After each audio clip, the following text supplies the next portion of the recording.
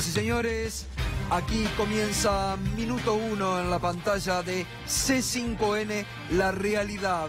Como todos los días, todos los temas de actualidad, todas las voces, el debate necesario para que usted en su casa tome posición y no se la bajemos nosotros.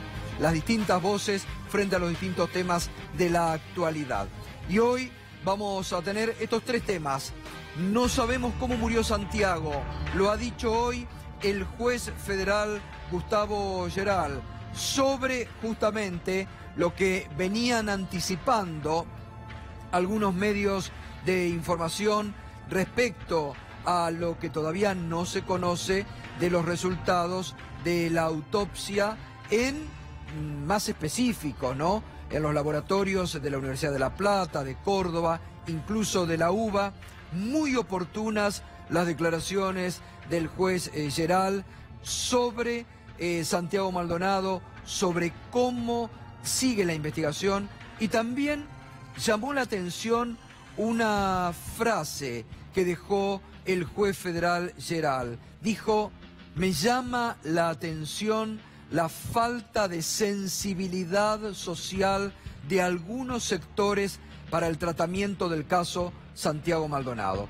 Es el propio juez, le está pidiendo a sectores también relacionados con el gobierno que han maltratado a la familia, que han negado a Santiago Maldonado, un poquito de sensibilidad frente a un tema tan doloroso. Guerra en el peronismo por las últimas detenciones. Hay cruces duros en el propio peronismo por las detenciones de Vido, de Vudú, durante el fin de semana. Palabras fuertes de Aníbal Fernández hacia los integrantes del propio bloque de diputados del Frente para la Victoria. Palabras fuertes de Vido, de la cárcel, contra el presidente del PJ, José Luis Gioja. Y Gioja, que le devolvió todo esto, enseguida te lo vamos a contar, y además nos podés acompañar y opinar con el hashtag #ArdeLPJ, producto de las últimas detenciones. Y una guerra de familia que se viene, secretos de familia. La hermana del flamante ministro Echeverre, que denuncia públicamente a Luis Echeverre, el presidente de la Sociedad Rural Argentina, flamante ministro de Agroindustria, sobre problemas de familia justamente, que enseguida te lo vamos a estar contando. Muy bien, no sabemos cómo murió Santiago. Lo dijo hoy el juez de la causa, Gustavo Geral, frente a algunas publicaciones que se anticipaban a lo que la autopsia todavía no ha determinado en forma, con detalles pertinentes respecto a la forma, el lugar y cómo murió Santiago Maldonado. Por eso es importante que hoy el juez tuvo que salir nuevamente al cruce de estas versiones que se instalan con un objetivo predeterminado, y esto decía esta mañana el doctor Gustavo Geral. Se están colectando todas las pruebas para verificar los hechos. Todas las hipótesis están abiertas. Para usted, ¿eso es un hecho? ¿Santiago se ahogó porque no sabía nadar? No, sería imprudente que yo respondiera algo así. Y bueno, lamentablemente se habla tanto sobre esto públicamente y muchas veces sin saber. Y por supuesto que en mi parte no podría ni adelantar ni confirmar esa circulación de rumores. ¿No está cerrado para usted la causa de la muerte de Santiago Maldonado? No, porque es algo que está pendiente de conclusión con los exámenes complementarios de la autopsia. Y eso va a llevar su tiempo. Hay que ser paciente. Los hechos necesitan verificarse de una manera de reconstrucción histórica en un proceso penal, y hay que ser pacientes en eso. Bueno, yo cuando comencé a trabajar en la investigación dije que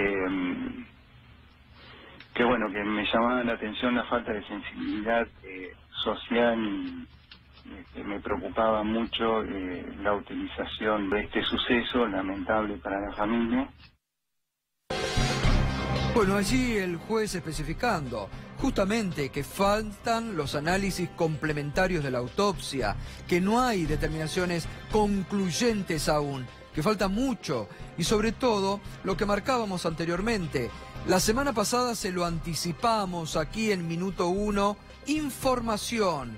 Como siempre, damos información en este programa, información precisa, adelantos que después se concretan.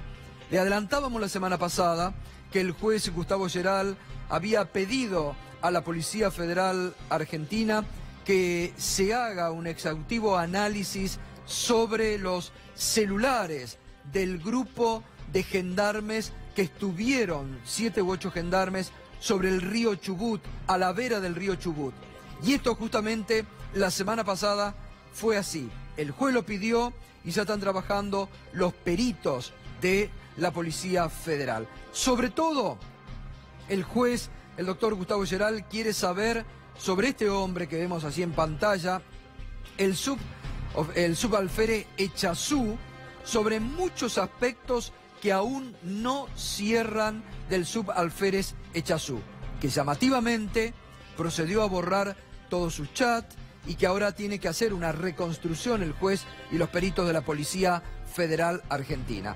También muchas dudas sobre las heridas que recibió, acá lo vemos, en su rostro. ¿Qué pasó en esas últimas horas?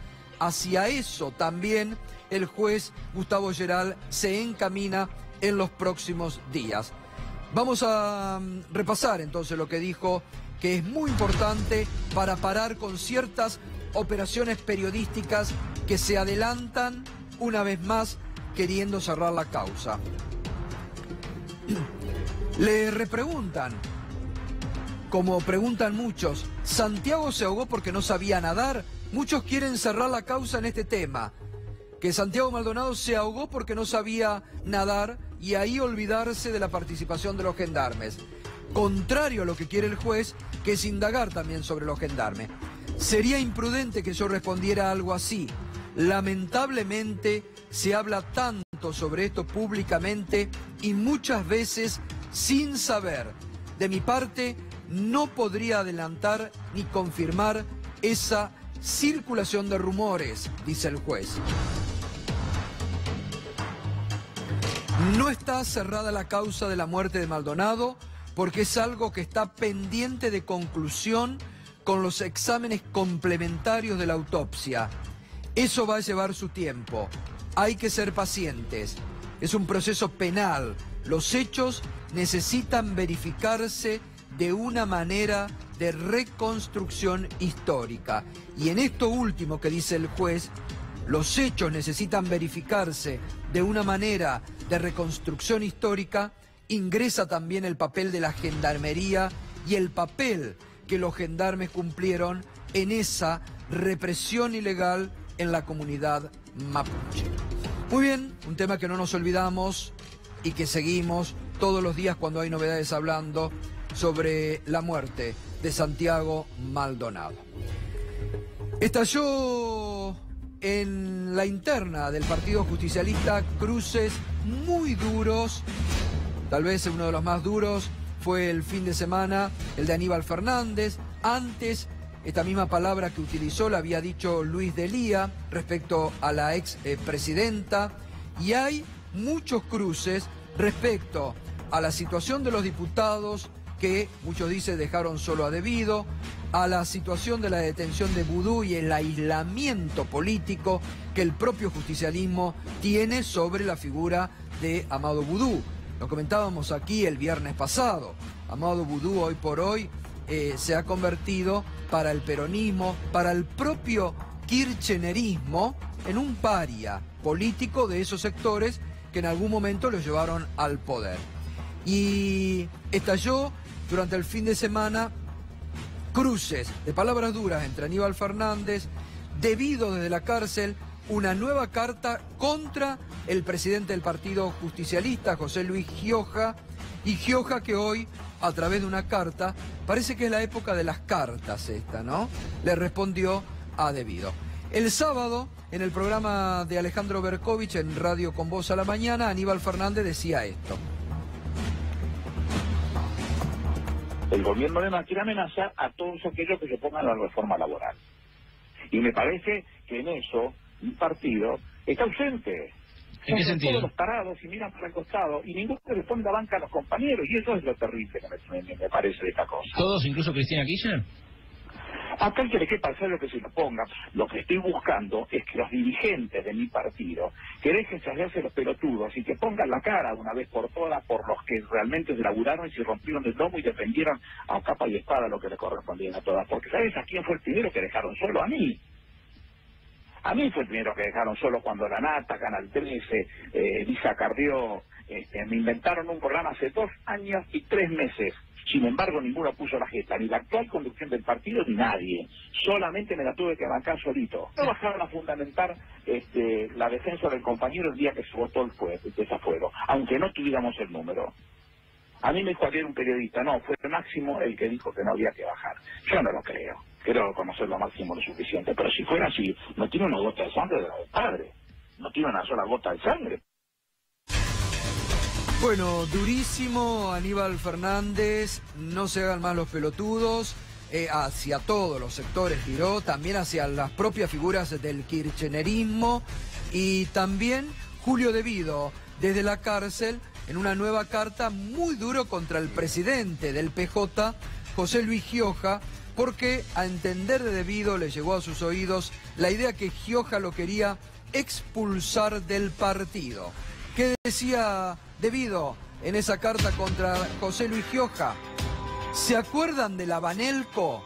¿Recuerdan los titulares de diarios? Sería bueno, en estos tiempos de euforia republicana y búsqueda de la transparencia y la verdad, que la causa se reabra, porque todos sabemos lo que pasó. ¿Se acuerdan de la Banelco? De Vido hace alusión porque Gioja era senador en esos tiempos que ocurrió la Banelco. Está endilgando, sin nombrar, algo hacia José Luis Gioja. ¿Qué más dice? ¿Se acuerdan ustedes quién era el presidente del bloque de senadores peronistas en aquel momento? Es quien hoy cumple un altísimo cargo en mi partido, el justicialismo.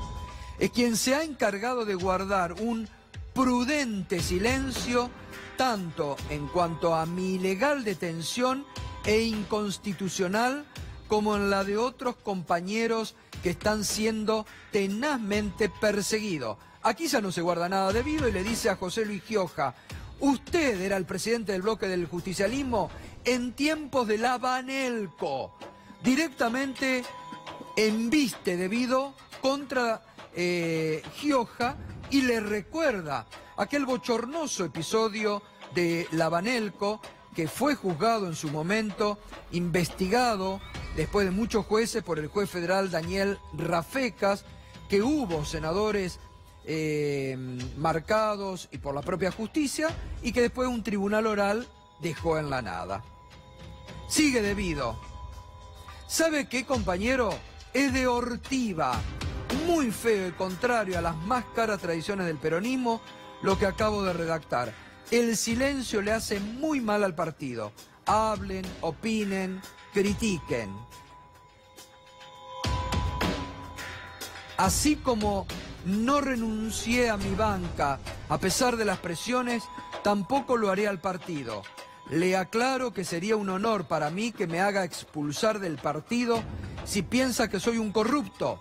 Me haría un favor, me da asco compartir con Bocio el mismo espacio. Aprovecha De Vido para tirar contra Diego Bocio, diputado que se fue del bloque kirchnerista, que está hoy en otro bloque del peronismo, ¿no?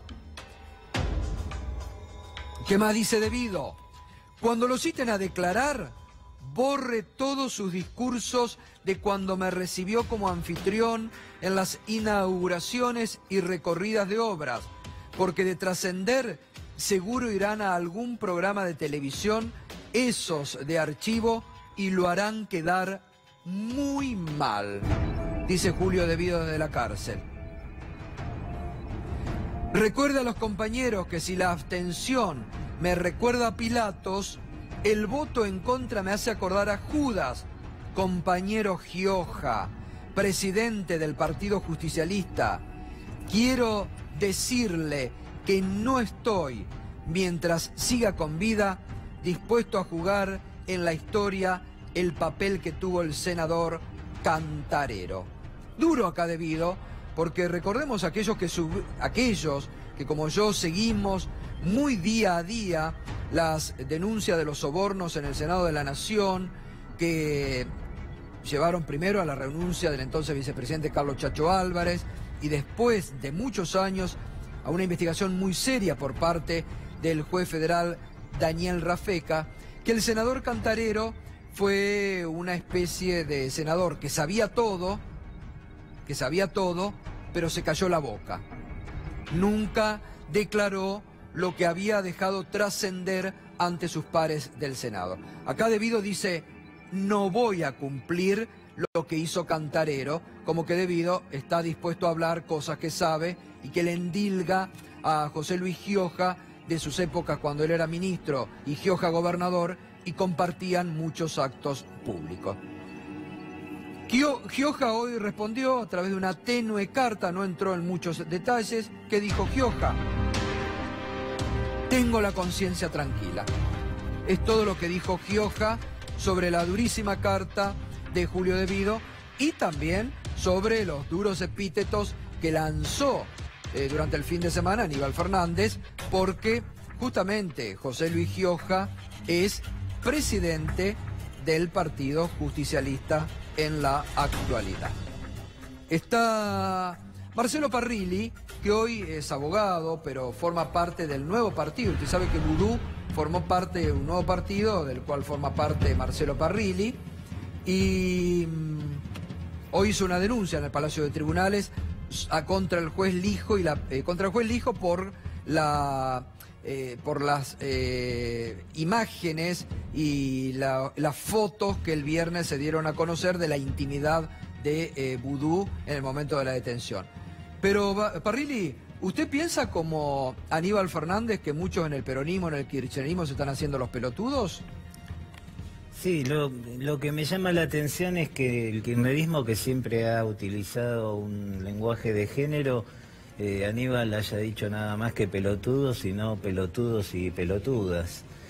Pero sí, me parece que básicamente en cualquier partido u organización política hay que defender la política que se sostuvo y hay que defender a los compañeros, ¿no? Eso me parece elemental, así que en ese punto, digamos, yo que no tengo muy buena relación con Aníbal Fernández, sí coincido en eso, creo que hay que defender a los compañeros y además me parece que tienen que hacer la defensa de sus compañeros, no solamente porque esto sea un problema del peronismo, del PJ o del kirchnerismo, sino porque estamos en un marco de avasallamiento de derechos que va contra todos, ¿no? Es decir, se están desplazando derechos básicos, elementales, garantías del proceso penal que son, digamos, conquistas históricas de la humanidad, ¿no? Usted hoy presentó una denuncia, ¿por qué no nos especifica? Sí, la denuncia es contra Lijo, es también contra Patricia Bullrich, la ministra de Seguridad. A mí me parece que estas sesiones de escarnio, de humillación, en el momento en que las personas están en una situación de máxima vulnerabilidad, como es en un momento donde le están notificando una detención, cosa que no le causa gracia evidentemente a nadie, responden más que nada a una política instrumentada desde el Ministerio de Seguridad, porque fijémonos que en todos los casos de las detenciones se ha dado lo mismo, es decir, López, Lázaro Báez, Debido, Vudú, y en todas se han obtenido fotos que no responden a ninguna necesidad, digamos, del proceso penal, se han obtenido videos y después se los ha distribuido. Sin duda que los jueces que han intervenido en las distintas detenciones tienen su responsabilidad, porque el juez es el que dirige el procedimiento, claro, les guste o no. Claro. Hoy yo creo que salió el hijo a decir que él en realidad, el juez es el que dirige el procedimiento, así que es el responsable final de todo esto, pero me parece que al interior del Ministerio de Seguridad, la que baja línea, la que instrumenta la política, es Patricia Bullrich, porque es el denominador común en todos los procesos en donde ha habido distintos jueces, ¿no? Está bien, bueno, ahora seguimos. Gracias, Marcelo. Muy bien. Durante el fin de semana lo venía haciendo, pero incrementó su participación en distintos medios durante el fin de semana. Dolores Echeverre, que es hermana, que es hermana de Luis Echeverre, presidente de la Sociedad Rural Argentina, flamante ministro de Agroindustria. Esto decía en radio durante el fin de semana Dolores Echeverre. Yo soy dueña de las mismas empresas que de las que son dueños mis hermanos, y como ellos tienen mayoría en las decisiones, toman decisiones y hacen maniobras, muchas de ellas fraudulentas, entonces me obligan a judicializar y a no, lógicamente, por decisión propia, a no omitir, porque yo también tengo derechos y obligaciones ante el Estado. Tiene causas abiertas en la justicia, en lo civil y comercial, en lo penal ordinario y en lo penal y en el Foro Federal también. 18 causas en total. Descarto que nuestro presidente Mauricio Macri no ayude, yo le solicito que me ayude, que dé el ejemplo de que su poder no distorsiona la vida de las personas. Y debe de tener algún compromiso, debe haber un acuerdo. Realmente a mí me sorprende muchísimo. ¿Qué significa tener línea directa con Mauricio Macri? ¿Significa que un funcionario puede tener 18 causas abiertas, que si esta investigación no avanza, es por protección del presidente Mauricio Macri?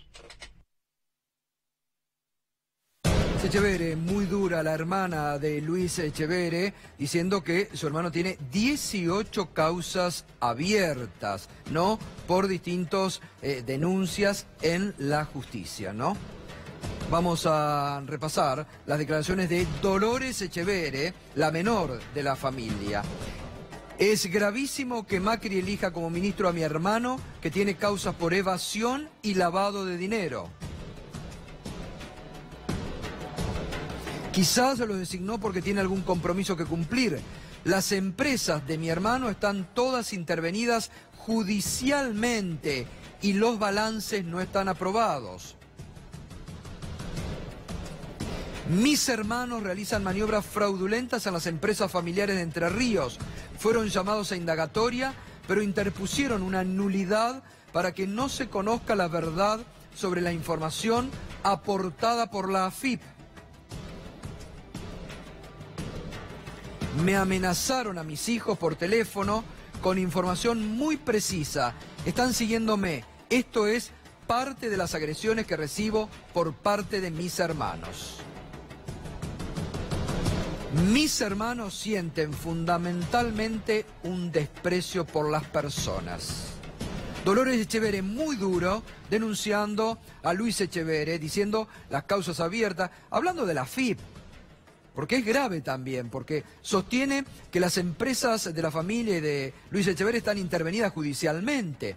Y evidentemente si ahí tienen una participación de la AFIP, Berco, vos entendés y sabés de esto más que yo, no se puede hacer ningún movimiento, ¿no? Es así, Gato, efectivamente. Para todos la ley es igual. Y hay hay que ver, para algunos son más iguales que otros, como decía Orwell. Lo que tiene Echeverre, además, es el 40% de un diario, el Diario de Paraná.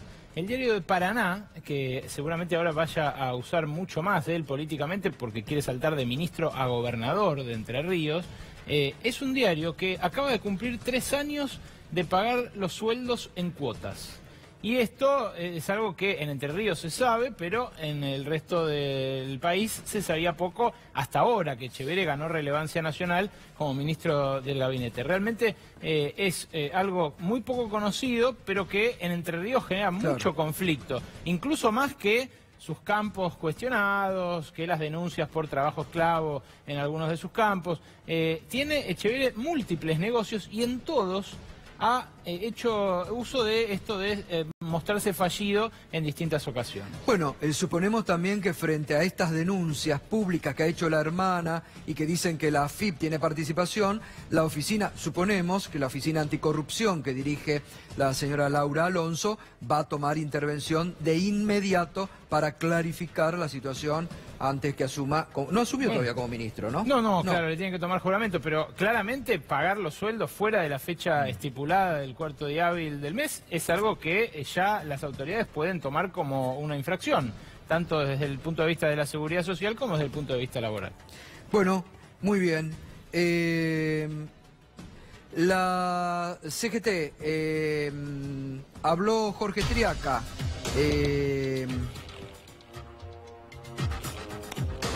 Berco, además tenés una última información, Berco, sobre algún impuesto que parece que va a ser bajado, ¿no? Sí, va a haber pasado mañana una reunión del ministro de Hacienda, Nicolás Dujovne, con el gobernador de Mendoza, con Alberto Cornejo, y con los viñateros, que durante el fin de semana alzaron sus voces prácticamente en armas contra el impuesto al vino que Dujovne dijo la semana pasada se va a implementar, porque hoy es 0 y subirían impuestos internos al 10% para el vino y al 17% para el espumante. ¿Cuál es el problema? La industria viñatera viene de 2 años catastróficos. La uva subió 350%, el consumo en los últimos 10 años cayó de 26 a 21 litros y es una industria emblema para el país que no está en su mejor momento como para que encima le pongan un impuesto. Esto generó quejas ya la semana pasada, hubo quejas más airadas durante el fin de semana y ahora, hoy, aceptó Dujovne recibir a los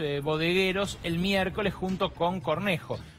Aclararon, yo hablé con fuentes muy cercanas a Dujovne hace minutos nada más, aclararon, no es que está decidida una marcha atrás, pero ya la reunión da una pauta de que algún viso de acuerdo o de al menos revisión hay, y lo mismo, aunque de ahí tenemos menos información y para eso tenemos un especialista, se dio en el mercado, en el tema laboral, en el tema bueno, y además hay que tener en cuenta que justamente es la provincia donde Macri y Cambiemos ha ganado, en la provincia de Mendoza, Cornejo, que fue uno de los primeros en levantar en privado la voz, ¿no? Arrasó 45-25, algo así, números redondos, Cambiemos contra el Partido Justicialista que gobernó en los últimos 2 periodos. Mariano Martín es nuestro colega, el que más sabe de movimientos gremiales, de rondas, de negociaciones secretas.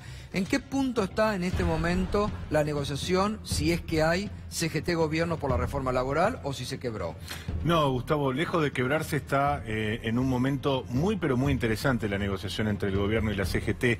No lo dirán las partes. De hecho, hoy publicábamos en ámbito financiero que el Gobierno y la Central Obrera estaban más cerca de un acuerdo. Obviamente esto generó algún malestar, algún resquemor, algún señalamiento, sobre todo de parte de los dirigentes sindicales que entienden que cuanto más agudicen la contradicción con el gobierno en este espacio de tratativas, de idas y vueltas por la reforma laboral, más van a poder generar los cambios que ellos están planteando. Claro, hay mucha, vos decís, no lo van a decir las partes, hay como mucho silencio, ¿no? Silencio, estampa, no hablen nada, ni de un lado ni del otro. Fue muy interesante hoy como el paso, digamos, muy concreto que se dio en el plano técnico, porque sabemos que hay una negociación política en marcha. Sobre las dos te puedo contar. La negociación técnica hoy se llevó a cabo en el piso 18 del Ministerio de Trabajo. Participaron media docena de abogados de la CGT y participó el viceministro de Trabajo, Horacio Pitró, junto con parte del equipo de Jorge Triaca, Ernesto Leguizamón, jefe de gabinete, y otros.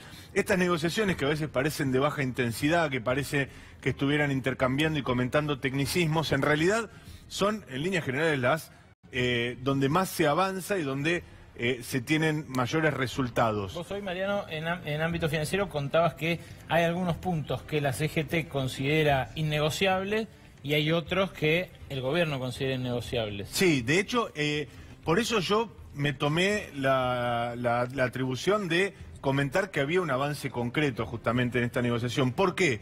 Porque el punto más dramático, tanto para la CGT como para, hay que decirlo, el resto de las expresiones sindicales en Argentina, era un cambio, si se quiere, cosmético. Había un agregado dentro de la reforma al concepto de trabajo que equiparaba básicamente la condición de empresario con la de trabajador. De ese modo, lo que dicen los dirigentes sindicales con razón es que no se producen efectos inmediatos contrarios al obrero, pero sí, conforme avanzan los fallos judiciales, se empieza a dar vuelta a una jurisprudencia que tiene un nombre en latín, que es indubio pro operario, que teóricamente, al ser la parte más débil de la cadena, siempre se la tiene en consideración. Está el doctor Cristian de Alessandro, que es abogado previsionalista, asesor en distintas áreas, previsional. ¿Cómo está viendo usted esto? Lo que se ha conocido de la reforma previsional o lo que se puede venir. Muy mal. Recordemos acá que tenemos 4 puntos fundamentales que se dijeron y que no se están diciendo en los discursos, pero sí en los diarios. En las primeras líneas de los diarios están diciendo, primero, el aumento de la edad jubilatoria de forma voluntaria, que después podemos analizar eso de voluntario. El ahorro voluntario, sinónimo de AFJP. La merma, la reducción del índice de movilidad para los jubilados. El aumento de marzo y septiembre va a ser revisado conforme la inflación. 4, la quita de las contribuciones patronales a sueldos menores de 12.000 pesos. Eso provoca un quiebre en la seguridad social porque hay menos recaudación.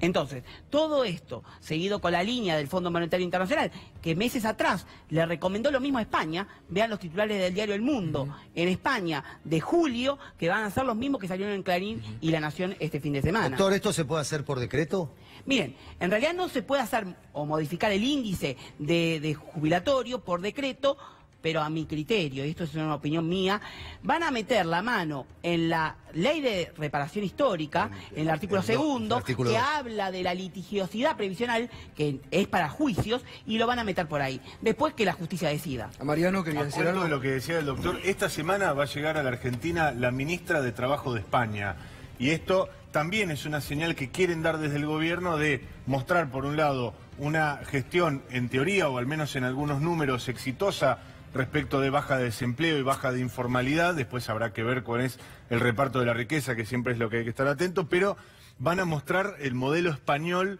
como alguna vez fue el Pacto de la Moncloa, que se quiso hacer en varias ocasiones.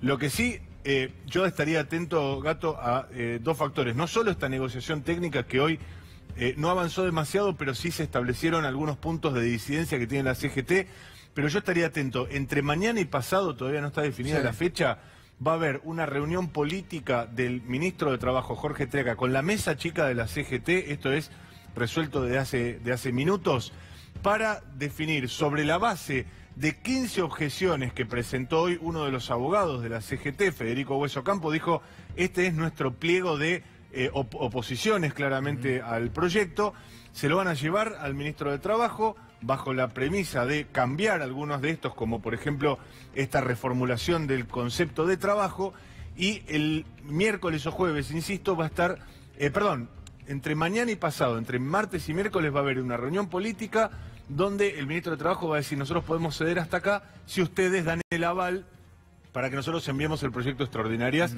con aprobación del PJ probablemente. Perdón, ¿15 nada más? 15... ¿De 145 artículos? Sí, lo que pasa es que, bueno, vos pensás que hay muchos de esos artículos que tienen que ver con el blanqueo laboral. No, de forma hay uno solo. El blanqueo laboral prácticamente de acuerdo general. El capítulo de, nosotros le decimos pasantías, pero se le dice prácticas formativas o entrenamiento para el trabajo, también está virtualmente acordado. El nudo de desacuerdo entre el gobierno y la CGT es todo aquello que modifica la ley 20.744 de contrato de trabajo. Indemnizaciones. Exactamente. Horas extras. Sí, el banco de horas que quieren implementar ahora. Exactamente. Bien, está Daniel Lipovetsky, diputado Cambiemos, y está Nito Artaza también. Daniel, buenas noches. Buenas noches. Usted preside una comisión, seguramente van a pasar todos estos proyectos, digo. No hay por el momento. ¿Los va a presentar el gobierno, cree, estos proyectos este año? ¿Cuándo se viene el debate en diputados? Bueno, yo creo que el presidente y correctamente lo que hizo fue, después de las elecciones y del triunfo de Cambiemos, podía haber tenido 2 opciones. Uno, el camino de decir, bueno, sacamos 11 millones de votos, 42% de los argentinos nos apoyaron, estos son mis proyectos. O el otro camino, que fue el que tomó y creo que correctamente, plantearlo en en el anuncio de las conciencias básicas y pensar que cada uno de los proyectos de las reformas sean discutidas y buscando los consensos con los sectores que están involucrados con cada uno de los temas. Y creo que ese camino correcto, se está negociando con la CGT, me parece que es con quien corresponde hacerlo, la reforma laboral, son los representantes de los trabajadores y por lo tanto... ¿Usted cree que se puede consensuar un proyecto? Yo creo que sí, el proyecto, como dicen, ya hay dos avances, como recién comentaban, que tiene que ver con el blanqueo laboral, que creo que es una necesidad. En la Argentina 1 de cada 3 trabajadores está negro hace un montón de años, del año 2002, o sea, el 33% de los trabajadores hoy no tienen ni aportes jubilatorios, ni obra social. O sea, la mayor flexibilización es hoy trabajar en negro, no tienes ajuste del salario por paritarias, por lo tanto me parece que el proyecto está bien encarado por ese lado. El tema de la capacitación laboral para el empleo me parece que también, la mayor cantidad de los desempleados, el sector que tiene más dificultades para acceder al trabajo son los jóvenes, por lo tanto hay que trabajar en ese punto. Y por supuesto que el más complicado y que seguramente va a requerir una buena negociación es la modificación de la ley de contrato de trabajo, que es una ley muy buena, por algo hace más de 40 años que está vigente, la ley Centeno. Y por lo tanto creo que por eso se ha mantenido casi sin modificaciones, salvo algunas que ha habido, por supuesto, y me parece que en ese punto hay que trabajarlas para ver cuáles son las necesidades de actualización, porque claramente es una ley que tiene 40 años, entonces algunas cosas se pueden modificar y otras seguramente que no, y seguramente será fruto de la negociación. Mito, buenas noches, ¿cómo te va? Buenas noches, ¿cómo le va? Gracias por venir. Bueno, yo vivo con mucha preocupación quienes expresamos un poco la visibilidad de las provincias argentinas, sobre todo sobre el ajuste que se está proponiendo nuevamente a las provincias, sobre el tema previsional, sobre el ajuste fiscal en las provincias. Lo que necesitamos son obras de infraestructura y promociones industriales para empleo. Vivimos con preocupación también, por lo menos quienes hacemos política, que esta etapa ya la vivimos, la discusión del mundo, digamos, económico entre política expansiva y el neoliberalismo. Estamos viviendo nuevamente la etapa de prepararnos para la flexibilización laboral. Parece que se le propone el esfuerzo para todos, pero los que hacen son los jubilados, los trabajadores y las provincias. Entonces, ¿cómo no vamos a vivir con preocupación? Y creo que hay que resistir estas medidas quienes no estamos de acuerdo. Y sobre todo pensando en que la Argentina está inmersa en un endeudamiento enorme en este momento, que poco se habla quizá por esta discusión política de un lado y del otro, el gobierno que pasó y pero vivimos con muchísima preocupación.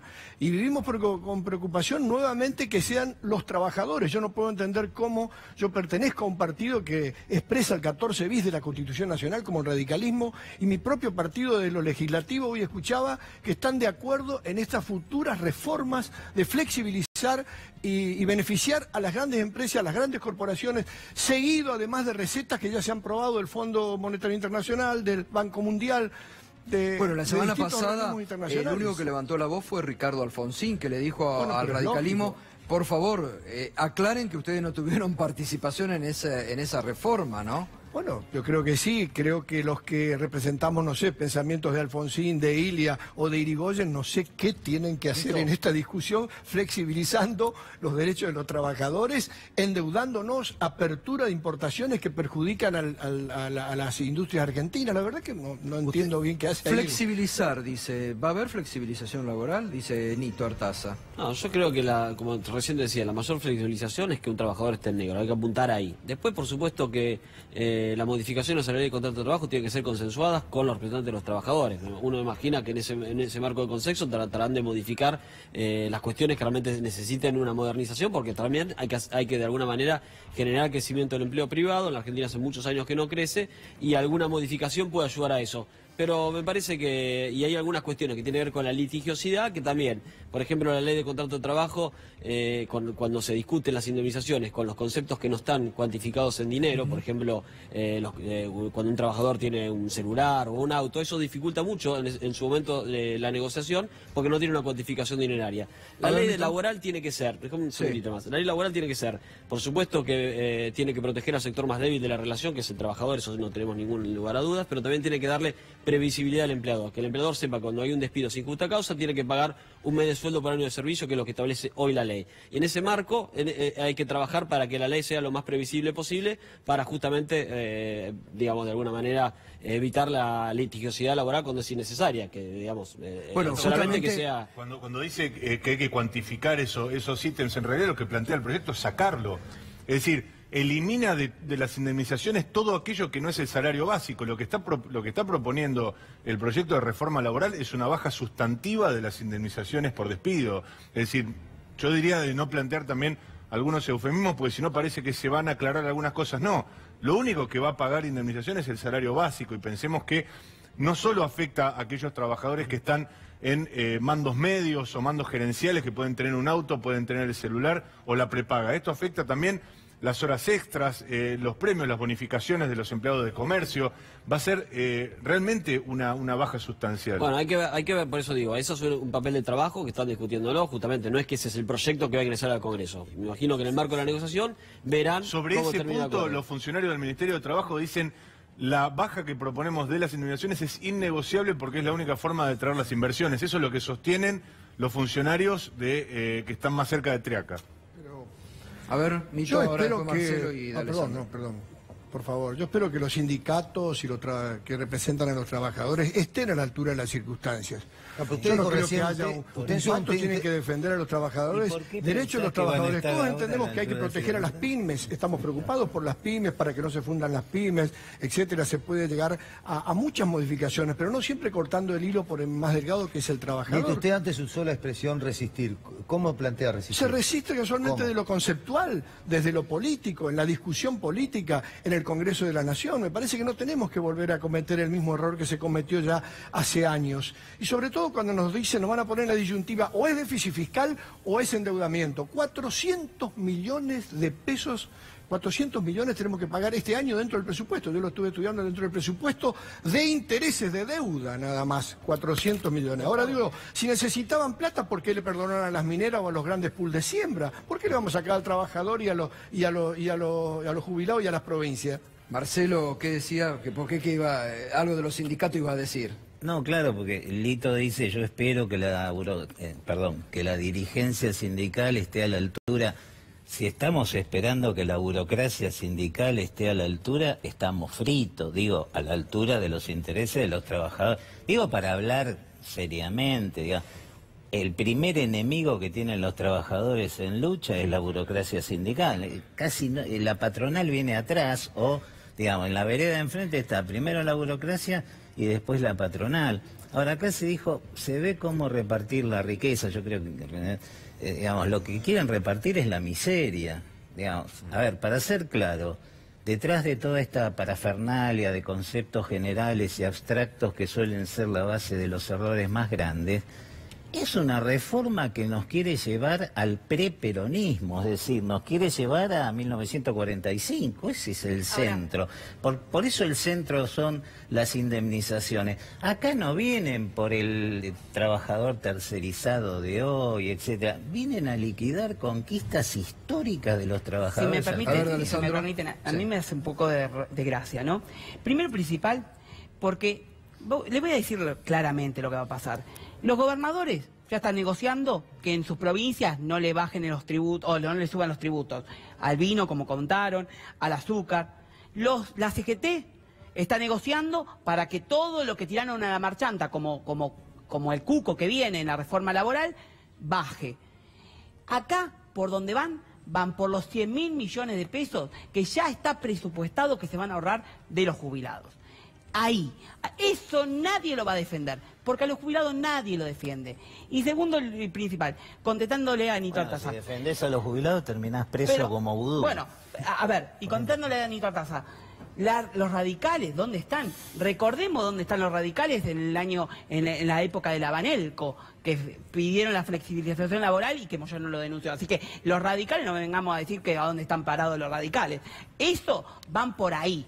Entonces, y en tercer lugar, la reforma previsional tal cual se vienen para quebrar el sistema de seguridad social, diciendo que no hay plata que alcance para meter a la FJP. De todas maneras, hay muchos radicales que no tienen un concepto neoliberal y que van a discutirlo seguramente en el Congreso. Es el tercer gobierno radical. Sí, lo que pasa es que yo tengo la esperanza de que expresen los ideales de Alfonsín, o de Ilia, o del propio Irigoyen, o de la 14 bis de la Constitución. Pero tenemos un doble proceso de búsqueda de consensos. Primero, el proceso que se está dando en este momento con negociación con la central, con la CGT y con los sindicatos, y después seguramente el trabajo que haremos en el Congreso. Nosotros no tenemos mayoría en el Congreso, por lo tanto trabajaremos para encontrar la mejor ley posible, que sea la ley necesaria para que en la Argentina crezca el empleo, que es lo que buscamos. Lo que queda claro es que los trabajadores se van a tener que movilizar. Decir que vudú. Porque mira, si los trabajadores dependen de la burocracia sindical y de ustedes en el Congreso están fritos. Que Vudú está preso porque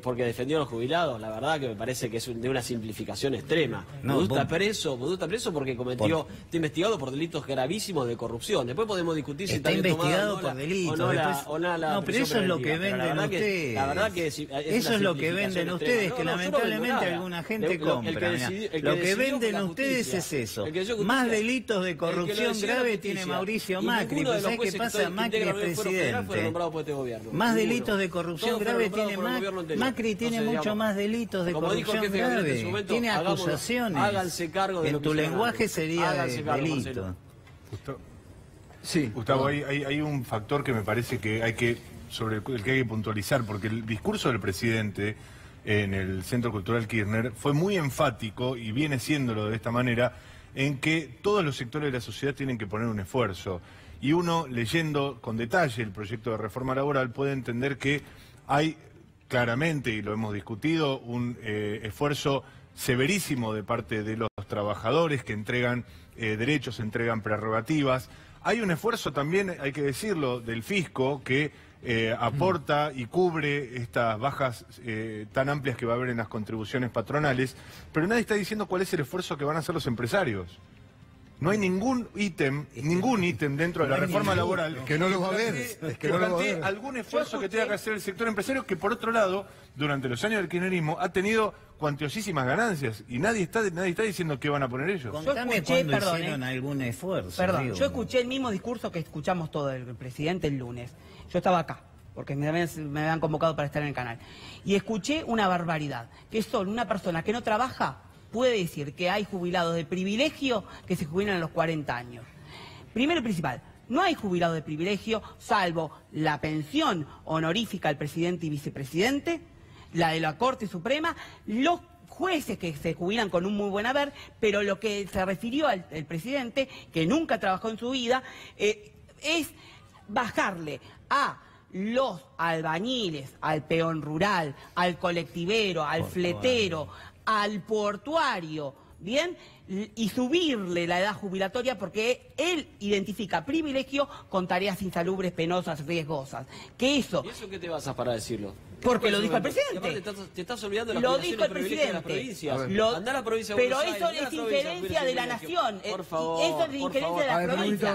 No es injerencia de la nación. Hay un montón de gente. Le tiene que corresponder a las 13 provincias que tienen seguramente se recibió. Las cajas previsionales provinciales. Escuchémonos, a ver. Las cajas previsionales provinciales le corresponden a las provincias hacer su propio ajuste. Pero eso es la realidad. ¿Hay jubilaciones de privilegio en las provincias, sí o no? A ver, en el Congreso hay un proyecto presentado. A ver, usted que es de la Comisión de Previsión Social vocal y también de presupuesto, hay un proyecto para bajar y que se va a tratar ahora en comisión, en la de constitucional, para sacar o bajar las pensiones honoríficas a los presidentes. No creo que la vara vaya por ese ajuste, va a ir por el pobre.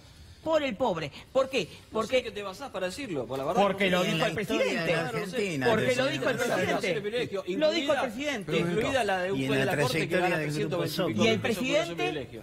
¿Para quién más? El presidente hoy no cobra el sueldo, por ejemplo, lo dona. Por ejemplo, no importa, pero porque quiere.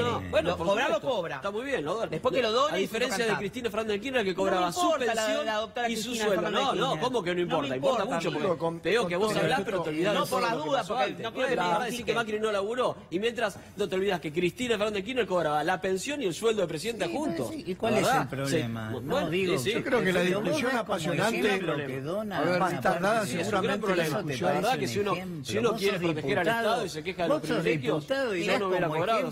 Que dona una parte del sueldo, pero ¿qué en la Comisión de Previsión Social La Comisión de Previsión Social, Marcelo, vos no da tenés que ser un poco más menos serio que haber dicho que Vudú está en cana por defender a los jubilados, no hay, Marcelo. Miren, no lamentablemente hay. para vos lo dicen miles de jubilados. No hay, Marcelo, por favor. Y aparte vos sos abogado y respetá la decisión de la justicia. En la Comisión de Previsión Previsión Social. Si no te gusta la decisión de la justicia, están los recursos que existen. ¿De qué justicia? ¿De los jueces de Comodoro Pro? Los jueces no nombraron este gobierno, así que por favor hágase cargo de eso.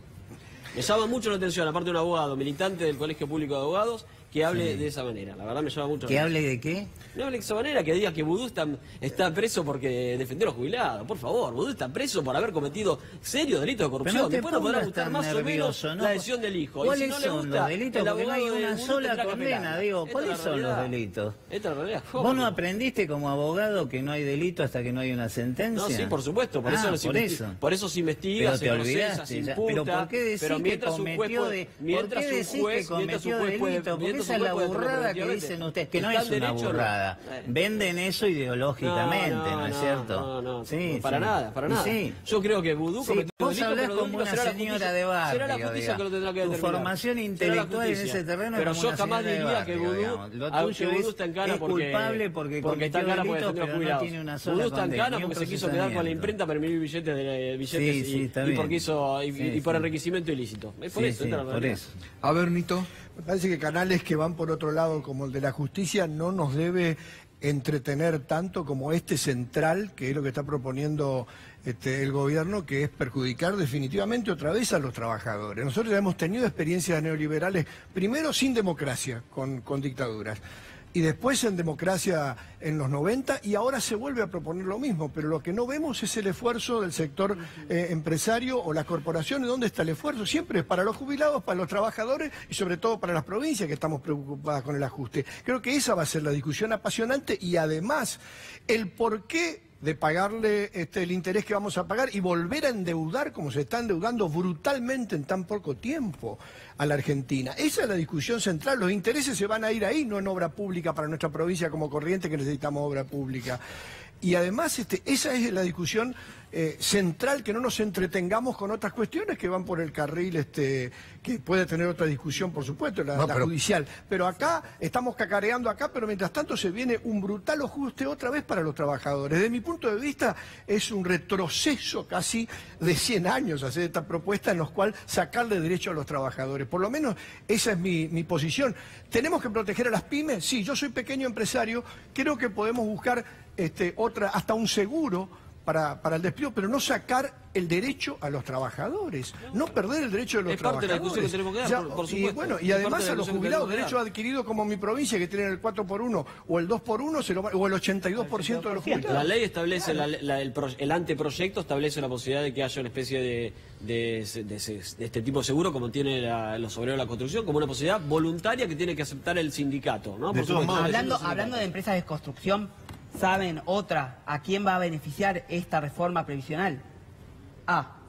El nuevo ministro, a Caputo. ¿Por qué? Porque ellos tienen régimen insalubres en sus actividades.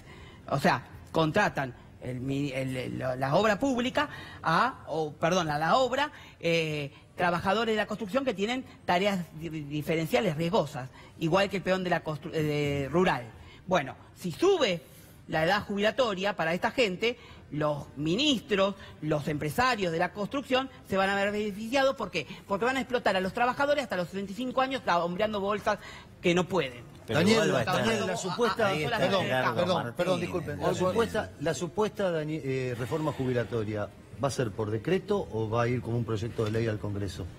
No, la reforma jubilatoria, ¿no? La que están hablando del aumento de la edad jubilatoria, hoy no está ni siquiera en discusión. Hay una comisión, ¿no? Nosotros cuando votamos la ley de reparación histórica, se votó la creación de una comisión que está discutiendo un sistema integral de revisión del sistema previsional. ¿Pero va a ir la discusión al Congreso o va a ser por decreto? Va a ser un proyecto de ley, sin duda que va a ser así. Después, hoy por hoy no estamos, no sé, por lo que yo tengo entendido, no participo de la comisión, esa comisión. Igualmente la comisión tiene un plazo de 3 años. Exactamente, creo, ¿no? están discutiendo, otro tema. Ya pasó un año desde la sanción de la Pero ahora recién se va a conformar la comisión. comisión. En realidad de la ley decía, desde la sanción de la ley de reparación histórica tenían 3 años. Quedan 2 años más, hasta el 2019 todavía hay tiempo para que termine el trabajo y luego tiene que ser elevado al Congreso, por lo tanto la discusión... Pero mientras tanto le van a dar un maquillaje pero político. se va a bajar el índice, o por lo menos el cálculo que se hace para el ajuste de las jubilaciones eso por es un decreto. tema que lo están analizando, no tengo... Todo lo el malo proyecto lo no he visto, están así como sí he visto un analizando. papel de trabajo que se está trabajando en la CGT con respecto a este tema,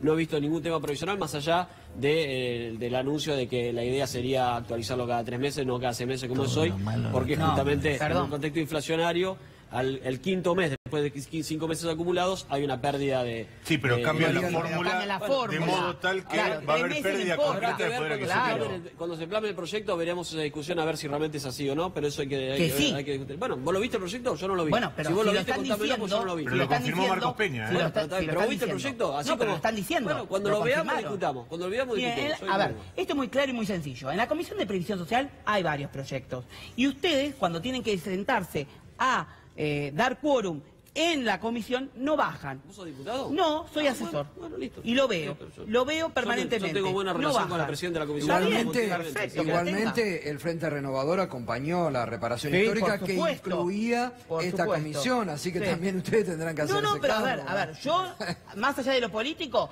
defenestro la ley de reparación histórica porque es mala. Pero la acompañó el Frente Renovador. Que lo acompañe el Frente Renovador. Yo hablo desde mi posición. Bueno, pero yo espero que algunos colegas que votaron en el Senado conmigo, cuando yo era senador, el 82% de los jubilados nos vayan a votar ahora en contra de la movilidad o la doble movilidad, que fue beneficiosa para los jubilados. Por fin fue beneficiosa. Bueno, gracias Daniel, como siempre, por el debate. Gracias Nato, gracias a todos ustedes. Mariano, ¿qué quería? Sí, una cosita muy corta, porque para entender a veces el doble discurso que se da en estas reformas, se habla de una baja en las contribuciones patronales. Hay una ley vigente de 2014 que estipula una baja de las contribuciones patronales para las empresas, para las micro y las empresas de hasta 80 trabajadores. ¿Qué quiere decir? Que si va a haber una rebaja ahora de contribuciones, va a ser solo para las medianas y las grandes empresas. Y otro dato relacionado con esto: las contribuciones que no van a estar bajadas definitivamente se van a equiparar en el mismo punto las de pymes con las de las grandes empresas, con lo cual va a ser mayor la contribución que hagan las pymes. Es distinto la rebaja igual, porque hay un mínimo no imponible, es distinto el programa, pero creo que es una manera de incentivar la creación de nuevos puestos de trabajo. En las grandes empresas, el mayor empleo negro está en las grandes, está en las chicas, y le están grabando con más contribuciones ahora. No, yo creo que por eso justamente por eso hay que resolver el tema del blanqueo laboral, justamente porque el mayor empleo negro está en las chicas, sí, es verdad eso, es correcto. Pero están castigando a las chicas. Gracias, muchas gracias a todos por siempre dar el debate, todas las voces, un debate que se viene y que se va a dar seguramente en el Parlamento también. Pausa y ya volvemos.